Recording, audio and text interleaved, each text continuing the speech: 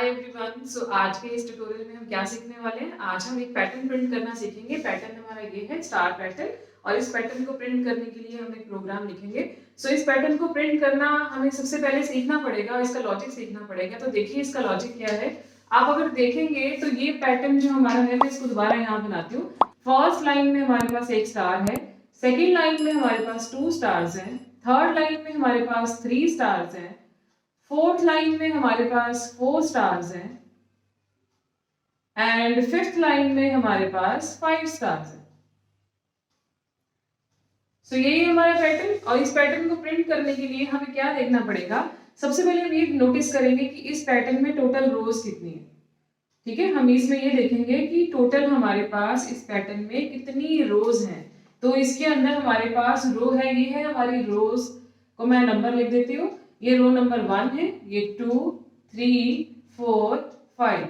It means हमें यहाँ पे सबसे पहले रो का जो कॉन्सेप्ट है वो क्लियर करना पड़ेगा। और रो को प्रिंट कराने के लिए हमने पहले काउंट कर लिया कि हाँ टोटल हमारे पास 5 रोज हैं। तो रो के लिए हम एक आई वेरिएबल ले लेंगे और उस आई वेरिएबल को हम 1 से 5 तक चलाएंगे।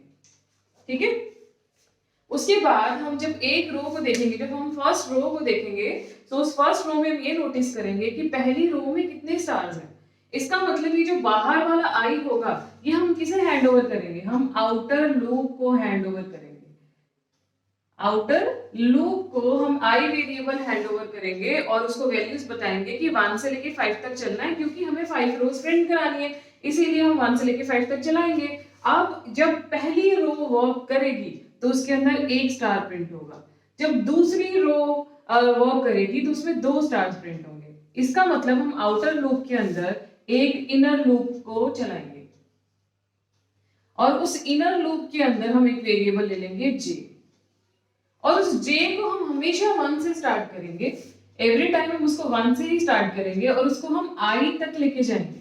ठीक है, every time j will start from 1 up to the value of i। ठीक है, एवरी टाइम ऐसे ही चलेगा, क्योंकि जब i की वैल्यू 1 होगी तो j क्या करेगा, j 1 to 1 तक चलेगा, j 1 to 1 तक चलेगा और 1 स्टार प्रिंट करेगा। जब i की वैल्यू 2 हो जाएगी तो j क्या करेगा, 1 to 2 तक चलेगा और कितने स्टार प्रिंट करेगा, 2 स्टार्स प्रिंट करेगा। जब i की वैल्यू 3 हो जाएगी तो j कितना चलेगा, 1 2 3 तक चलेगा। इसका मतलब j 3 बार चलेगा और 3 स्टार्स प्रिंट करेगा। इसी तरह से ही ये प्रोग्राम हमारा चलता जाएगा।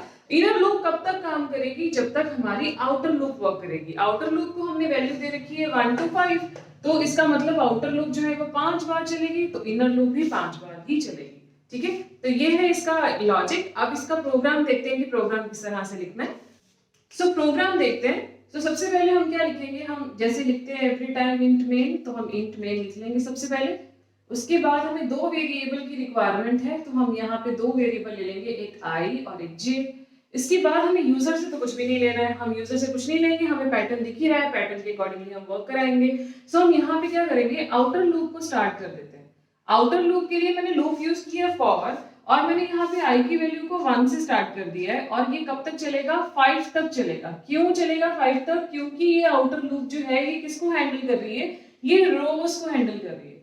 ठीक है, रोज को हैंडल कर रही है, और मैंने यहाँ पे रो को काउंट कर लिया था 1 2 3 4 5, इसीलिए मैंने i को 1 से लेके 5 तक चलाया। अब हम फॉर लूप के अंदर ही इनर लूप स्टार्ट करेंगे, और इनर लूप के लिए मैंने j वेरिएबल लेना है। j every time start from 1, कब तक चलेगा, j एवरी टाइम 1 से स्टार्ट होगी, i की वैल्यू के अकॉर्डिंगली चलेगा। ठीक है, और उसके बाद j को प्रिंट क्या कराना है, j को हम j जब इनर लूप को स्टार्ट कर देंगे, इनर लूप को स्टार्ट करने के बाद हमें यहाँ पे प्रिंट कराना है स्टार को प्रिंट करा देंगे। एक स्पेस देना चाहते हो तो एक स्पेस आप यहाँ पे इसी के आगे दे सकते हैं। कोड्स को बंद करेंगे, सेमीकोलन लगाएंगे, इनर लूप को बंद कर देंगे। जब इनर लूप अपना काम करना बंद कर देगी तब हमें नेक्स्ट रो में जाना। तो नेक्स्ट रो में जाने के लिए हम यहाँ पे इनर लूप के बाहर यहाँ पे सी आउट लगाएंगे /n, क्योंकि हमें नेक्स्ट लाइन में जाना है।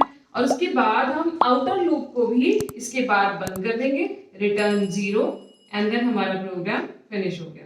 ठीक है, अब ये प्रोग्राम वर्क कैसे करेगा देखिए। सबसे पहले i की वैल्यू है 1, तो यहाँ पे कंडीशन चेक होगी 1 is less than equals to 5। Condition क्या है हमारी, ट्रू। इसके बाद ये नीचे इनर लूप पर आएगा। इनर लूप पे आने के बाद यहाँ पे j की वैल्यू 1 है, अब यहाँ पे हम चेक करेंगे आई की वैल्यू कितनी लेकर चल रहे हैं हम 1, सो यहाँ कंडीशन चेक होगी 1 is less than equals to 1। देखिए लेस देन तो नहीं है बट इक्वल्स टू है, इसीलिए कंडीशन ये ट्रू हो जाएगी और ये इनर लूप क्या करेगा, एक स्टार प्रिंट कर देगा, तो यहाँ पे उसने एक स्टार प्रिंट कर देना है।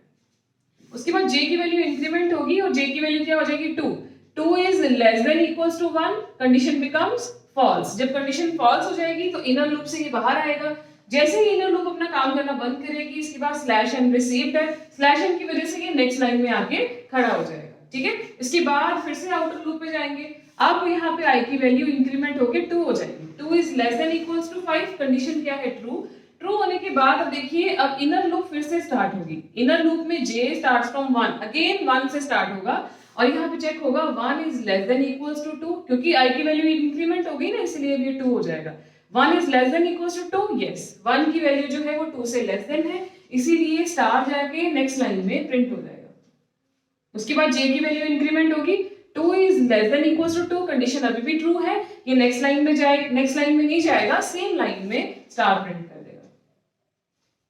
उसके बाद ये इनर लूप में j की वैल्यू फिर से इंक्रीमेंट होगी, 3 हो जाएगी, 3 is less than equals to 2, condition becomes false. Inner loop अपना काम करना बंद करेगी, हम लूप से बाहर आएंगे और नेक्स्ट लाइन में जाके खड़ा हो जाएगा कंपाइलर, ठीक है। उसके बाद फिर से ये ऊपर जाएगा, ये i की वैल्यू फिर से इंक्रीमेंट होगी, कितनी हो जाएगी 3, 3 is less than equals to 5, yes. अब j फिर से 1 से स्टार्ट होगा, क्योंकि यहाँ पे j को इनिशियलाइज किया हुआ है ना 1, इसीलिए j एवरी आइटरेशन पे 1 से स्टार्ट हो रहा है, सो यहाँ पे j 1 से स्टार्ट होगा, 1 is less than equals to 3, condition क्या है ट्रू, पहला स्टार प्रिंट होगा, फिर j की वैल्यू इंक्रीमेंट हो जाएगी 2 हो जाएगी, फिर दूसरा स्टार प्रिंट हो जाएगा, फिर j की वैल्यू इंक्रीमेंट होके 3 हो जाएगी, फिर ये तीसरा स्टार प्रिंट कर देगा, फिर j की वैल्यू इंक्रीमेंट होके 4 हो जाएगी, तो ये कंडीशन हमारी फॉल्स हो जाएगी और फिर इनर लूप बंद होगी, ये फिर से नेक्स्ट लाइन पे जाके खड़ा हो जाएगा। इसी तरह से ये पैटर्न जो है वो हमारा 5 रोज तक चलेगा और फिर हाँ ये पूरा का पूरा पैटर्न इस तरह से प्रिंट हो जाएगा, ठीक है। आई थिंक आपको ये लॉजिक क्लियर है। Thank you so much.